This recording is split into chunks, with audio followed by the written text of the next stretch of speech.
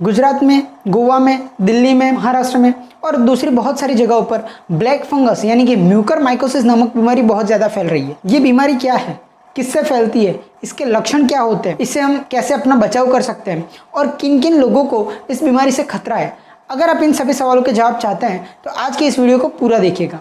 नमस्कार दोस्तों, मैं विकास साहब सभी का इन्फॉर्म इनसाइड के इस बिल्कुल नए एपिसोड में बहुत बहुत स्वागत करता हूं। तो चलिए शुरुआत करते हैं कि म्यूकरमाइकोसिस आखिर क्या है। म्यूकरमाइकोसिस एक प्रकार का फंगल इन्फेक्शन है, यानी कि फूग के द्वारा फैलने वाला इन्फेक्शन है। ये इन्फेक्शन म्यूकरमाइकोसिस या तो फिर ब्लैक फंगाई द्वारा फैलता है। तो चलिए अब बात करते हैं कि ये फंगस कहाँ कहाँ पर पाई जाती है। ये फंगस हमारे आसपास पर्यावरण में कहीं ना कहीं हर जगह पर पाई जाती है। मिट्टी में, पानी में, सड़ती हुई चीज़ों पर, पत्ते होते हैं उन पर, और भी बहुत सारी जगहों पर पाई जाती है। आपने अगर सड़ी हुई ब्रेड या तो फिर सड़ी हुई रोटी देखी हो तो उसके अंदर काले काले धब्बे लग जाते हैं, या तो फिर अगर आपके जूते बहुत सालों से पड़े हैं, आपने उसे नहीं पहने तो उस पर भी काले काले धब्बे लग जाते हैं। तो ये जो धब्बे हैं ये म्यूकरमाइकोसिस से लगते हैं, इस फूग के द्वारा लगते हैं। हम सब लोग कहीं ना कहीं हर रोज इस फंगस के कांटेक्ट में आते हैं, लेकिन हमारी इम्यून सिस्टम इतनी स्ट्रांग है कि हमें ये इन्फेक्शन नहीं लगता। तो फिर ये इन्फेक्शन किन लोगों को लगता है? तो जिन लोगों की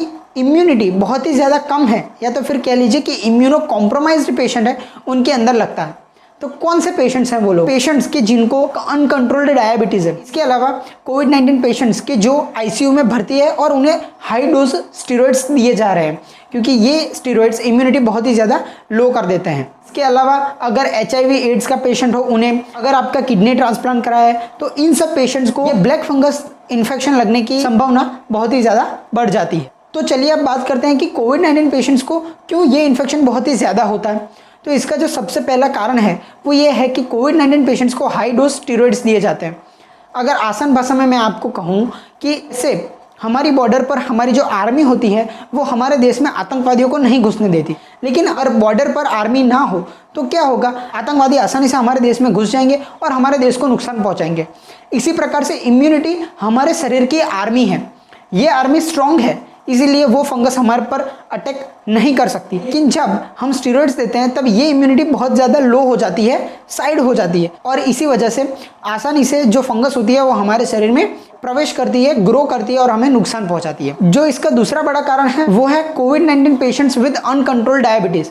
अनकंट्रोल्ड डायबिटीज़ यानी कि आपका ब्लड ग्लूकोज लेवल बहुत ही ज़्यादा हाई है। अगर ब्लड ग्लूकोज बहुत ज़्यादा हाई है तो ये फंगस को ग्रो करने में हेल्प करता है और इसीलिए जो इन्फेक्शन का चांस है वो बहुत ज़्यादा इंक्रीज कर देता है। इसका जो तीसरा कारण है वो ये है कि जो पेशेंट्स आईसीयू में भर्ती है उन्हें जो ऑक्सीजन थेरेपी दी जा रही है उसमें ऑक्सीजन को नम करके देना पड़ता है, यानी कि उसे ह्यूमिडिफाइड करना पड़ता है। ह्यूमिडिफिकेशन करने के लिए पानी का उपयोग करना पड़ता है, क्योंकि अगर डायरेक्ट ऑक्सीजन हम देते हैं तो ये हमारी कोशिकाओं को नष्ट कर देता है, हमें नुकसान पहुंचाता है, इसीलिए उसे नम करके देना पड़ता है। और जब हम नम करके देते हैं तो ये जो फंगस है वो ह्यूमिड एनवायरनमेंट के अंदर बहुत ज़्यादा ग्रो करती है और इसीलिए वहाँ पर ये इन्फेक्शन लगने का चांस बहुत ज़्यादा बढ़ जाता है। तो चलिए अब बात करते हैं कि इस इन्फेक्शन के लक्षण क्या क्या होते हैं। तो सबसे पहले जो लक्षण हमें देखने को मिलते हैं वो ये होता है कि हमारे नाक में से ब्राउन कलर का डिस्चार्ज होने लगता है, फेस के ऊपर एक बाजू में पेन होता है, दांत के अंदर पेन हो सकता है, फीवर आ सकता है, वॉमिटिंग हो सकती है, हमारे मुंह पर सूजन आ सकती है, आदि सिम्टम्स हमें देखने को मिल सकते हैं। जैसे मैंने आपको आगे बोला कि आप सभी लोगों को टेंशन लेने की कोई ज़रूरत नहीं है, क्योंकि ये इन्फेक्शन सभी लोगों में नहीं फैलता।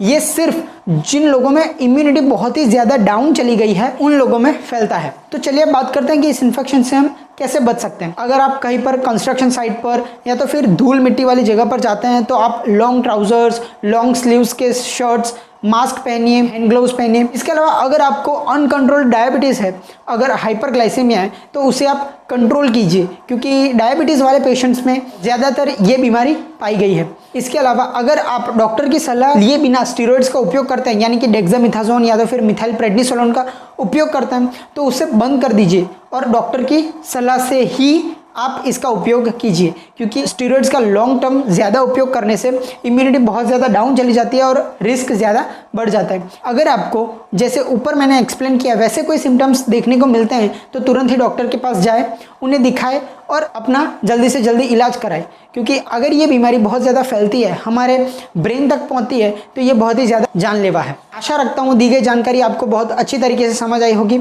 मुलाकात होगी अगले एपिसोड में, तब तक स्टे होम, स्टे सेफ। जय हिंद।